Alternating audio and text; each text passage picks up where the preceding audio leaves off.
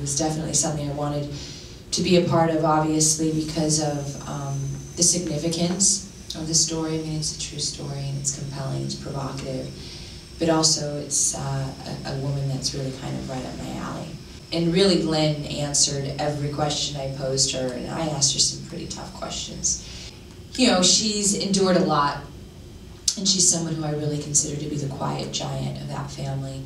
You know, I think she's probably saved Sam's life a couple of times.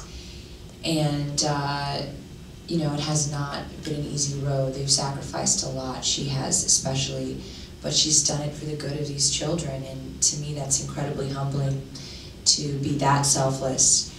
I have a lot of respect for her. I think she's the backbone of that man.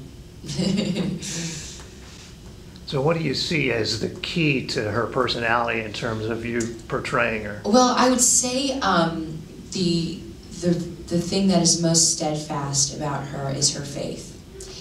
And the thing that I was most struck by was how grounded she is as a person. She's not an emotional person, and I say that with all due respect. She doesn't get angry, she doesn't get upset. She's very confident, and as a result of her faith. And that's not like me at all. I'm a very emotional person, and I'd say I'm kind of up here quite a bit. So it was probably the first time actually as an actor that I really ignored my instincts. My instincts wanted me to unleash and be angry and be upset, because that is probably what I would have done, what most women might do in that situation. But she's very grounded, so it was really, really important for me to convey that and be honest about that, because obviously she's a real person and I have a responsibility to her. You know, it's their relationship that allows Sam to continue on his crusade. You know, she spent a lot of sleepless nights before he turned his life around, and yet she still continues to spend a lot of sleepless nights. You know, I think they've both come to an agreement that this is where Sam belongs and this is what he needs to do, and she's very content running the Shekinah Fellowship Church. But at the same time, you know, he's in a lot of danger in where he goes to and the things that he encounters on a day-to-day basis. So I think it's always front and center in what they do. But the priority, you know, for both of them is to continue what they're doing in Sudan. She's very sassy. And you know, I thought that was such an interesting thing. You know, people somehow think, well, gosh, can you have a lot of faith? Can you have God in your life and still be kind of sassy? You can.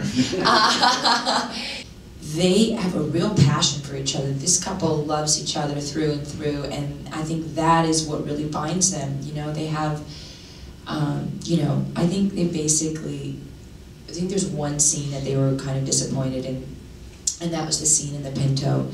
They were very adamant that they would have had that Pinto rocking, and that it wasn't rocking enough. So that kind of gives you some insight to who they are as a couple. The atrocities that are committed against all men, women, and children over there, it's scary, you know. And when you see a movie like this that humanizes it for people, I think that's what's so impactful. When I read it, it moved me, but when you see it, and when I see it with audiences, people are begging the questions: what can I do? How can I make a difference? And listen, you know, maybe it's not picking up a gun and going to Africa. Maybe it's just going on Angels of East Africa and donating $5, $10, $20, which, by the way, goes a hell of a long way in a place called Africa. And Sam will say, you know, help us out or help any organization. But what we really want this movie to do is to have it be an opportunity to educate yourself about that part of the world, inspiring you to do something. You know, even if it's just, you know, writing a check, that's a lot. That's more than what we maybe did yesterday.